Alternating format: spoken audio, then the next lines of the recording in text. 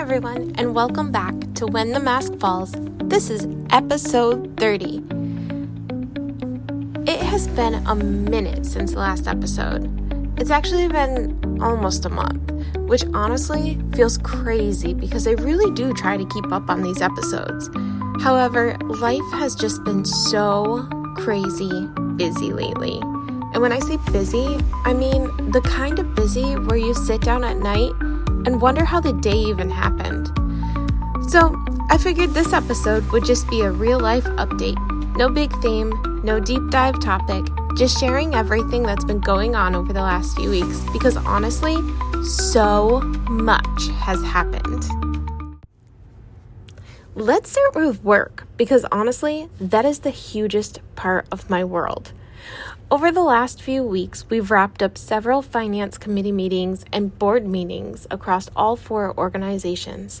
If you've ever worked in the nonprofit world for finance or accounting, then you know the beginning of the year is always a little chaotic because you're closing out the previous year while also starting the new one.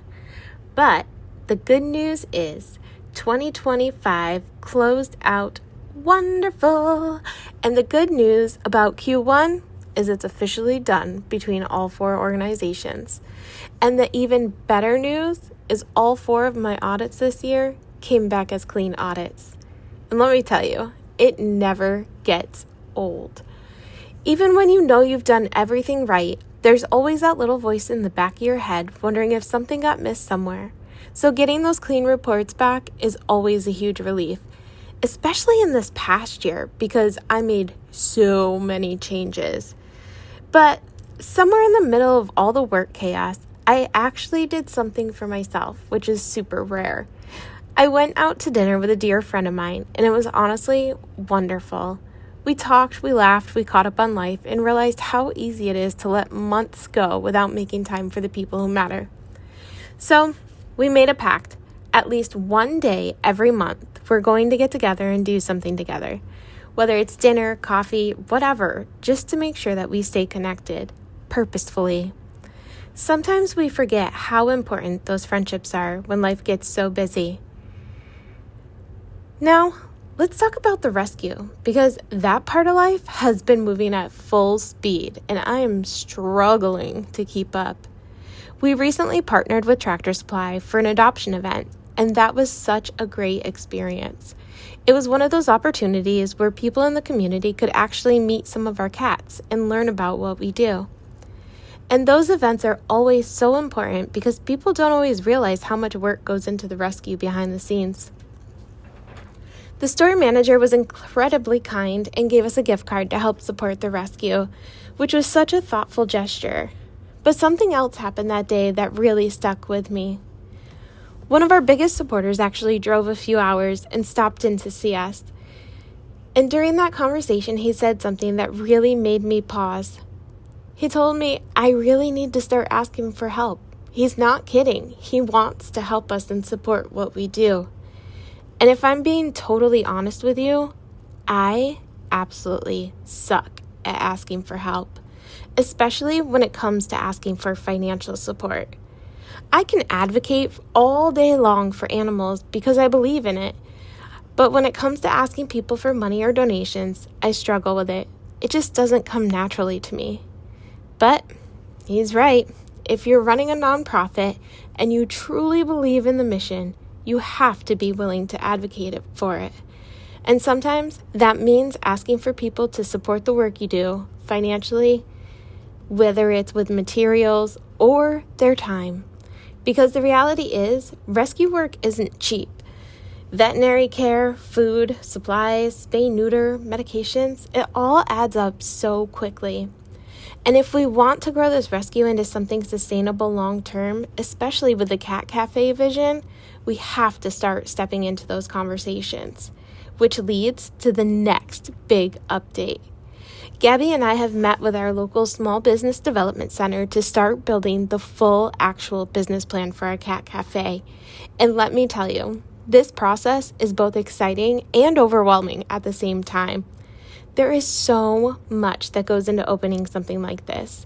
Facility costs, renovations, permits, safety systems, insurances, and sustainability planning. It's a lot on top of a full-time job. But the really exciting part is that we actually toured a building that would be absolutely perfect. And walking through that space, we could both really see the vision coming to life. Separate areas for the cats, spaces for visitors, places where people could sit, relax, and have coffee, interact with the cats. It just felt right. Right now, we're waiting to hear back from a couple of potential funding opportunities, which is a little nerve-wracking, but also exciting. We also updated our GoFundMe to better reflect the realistic cost of getting something like this off the ground. Because the truth is, if we want to do this the right way, we need to be transparent about what it takes. Another really fun experience happened recently too. Gabby and I attended an entrepreneur and networking night, and I ended up being selected as the community hot seat guest. It basically meant that I had the opportunity to talk about the rescue, the Cat Cafe vision, and what we're trying to build for our community. And the response was absolutely incredible. People asked thoughtful questions, gave helpful feedback, shared ideas, and we met some really, really wonderful individuals who cared deeply about small businesses and community impact. Those moments are so encouraging because sometimes when you're working on something every day, you don't realize how much people believe in it until you start talking out loud about it. Another big step we took recently was reaching out to some local municipalities. We discovered that we might be eligible for some additional state funding, but we need support from local leaders. So I took a deep breath and I started sending emails. I also reached out to several community leaders asking if they would be willing to write letters of support for some congressional funding that we can apply for. And honestly, I didn't know what to expect, but the response was amazing. We ended up receiving 8 letters of support that we were able to submit with our proposal today. 8. And that was just one of those moments where I sat back tonight and I felt incredibly grateful that people believe in what we're trying to build. Now, remember that whole stressful situation I mentioned a while back about the court case with the vet? Well, we finally had our day in court a couple weeks ago, and we won. The judge ruled in our favor, and the facts ruled in the favor of the rescue. Now, whether or not they actually pay the judgment remains to be seen, but honestly, just having that situation resolved was such a weight lifted, because that had been hanging over us for months, almost a full year. And the crazy part is that all of that happened basically in the last couple weeks of February, which is why I keep laughing when I say life has been busy, because it truly has. On top of that, yes, there's more. We had a wonderful article published in one of our local papers highlighting our rescue and our plans for the Cat Cafe. We got over 400 engagements on Facebook and over 150 shares. We also welcomed a new board member this week, which is super exciting because building a strong board is an important part of growing our nonprofit. And we've started forming several smaller partnerships with local community businesses as well. Now fast forward to March. We had our first visit from New York State Ag and Markets. This was an educational visit rather than a formal inspection, and honestly, I am so glad they came out. I did not sleep the night before they came because I was so nervous about something being wrong in our house and that we were doing things wrong. But they walked through everything we're doing, reviewed our setup, talked through regulations and expectations, and overall, I got the vibe that it sounded like we were on the right track. We have a few policies and procedures to finalize, but they said we should be ready for our official inspection when they come back in about 30 to 90 days. And that was really assuring because compliance is something I take very seriously. And another thing I want to share, I know this is a long one tonight, guys, but this is a little more personal. I'd actually been thinking about quitting Rotary recently. Can't recall if I actually shared that with you, but I had just been feeling so discouraged and defeated about a few things within the club. The lack of growth, the lack of participation. But this past weekend, I attended our Rotary Leadership Institute grad training, and honestly, it gave me the reset I needed. Those trainings always remind me why service matters and why I do what I do. They bring together people who genuinely care about leadership, community, and making a difference. And I left that training feeling hopeful again about our club and the work we do. Then today happened, and today was a lot. Our day started with 3 vet appointments. 2 were for our own cats. Poor Billy girl has to go back in a month for a chest x-ray. They suspect she might have asthma or possibly something else going on.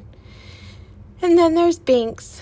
Binks had been adopted in January, but unfortunately he was returned earlier this week to no fault of his own.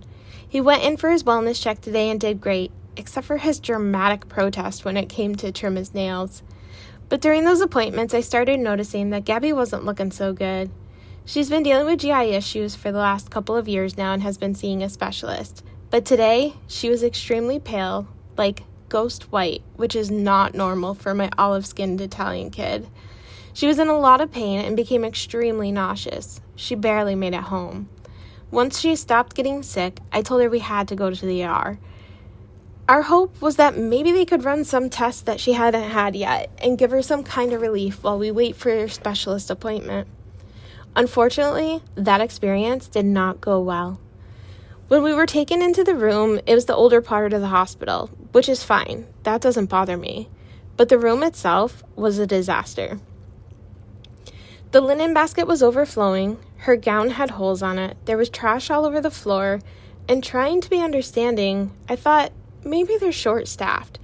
So instead of taking photos, I decided to put some gloves on and I picked up the trash off the floor and I put her holy linen into the linen bin that was already overflowing, got her a new gown, and I helped her adjust the bed rails so that she could sit up a little better. As I was doing so, something extremely sticky was on it that I don't even know if I want to know what it was. But the moment that really set me off was when I went to put her sweatshirt on the tray table and there was blood splattered all over it. That was the moment I was like, nope, we are not staying in this room. I calmly went out to the nurse's station and asked if there was another clean room available. We were moved, but during the walk there, the nurse started arguing that it's normal for blood to get everywhere in the ER and began lecturing me about the difference between sterile and sanitized. Now, I understand the difference. I'm a very educated person. I've worked in healthcare for over 15 years, and I've been through multiple Department of Health inspections. And I can confidently say that what we saw in that room was absolutely not acceptable or to standard. When we got to the new room, instead of asking detailed questions about Gabby's symptoms, the nurse simply asked if she wanted pain medication and nausea medication. That wasn't why we were there, so we left. I called her specialist immediately when we got home, and they ordered new tests for her. We're waiting for those results now. I was pretty upset about the experience and shared what happened on Facebook, thinking only friends and family would see it. Definitely forgetting my profile is public. So, now the post has been shared over 70 times. I don't think people realize how much sharing your experience can really help others. And if this helps other people speak up about concerns they have in healthcare environments as well, then maybe something good will come from it. After calming down, I did submit a formal complaint to the hospital and to the Department of Health because situations like that should absolutely be reviewed. Healthcare should be safe. Patients deserve it. So now, as we head into the end of this week, we have a night market vendor fair where we'll be bringing a few of our cats out again. My first round of classes is finally wrapping up. And for once, you're not going to believe this, we have a weekend coming up with no plans. I am so ready to fully embrace it. There's no events, no meetings, just home. Because after the last few weeks, months, year, I think we've earned a little break. I'm hoping to get back into releasing podcast episodes every other week, but if life keeps moving this fast, there may be occasional gaps. So as we close out tonight, I want to thank you for being here. Thank you for listening. Thank you for continuing to support my passions. And I will be back sooner than later. Thanks. Have a great night.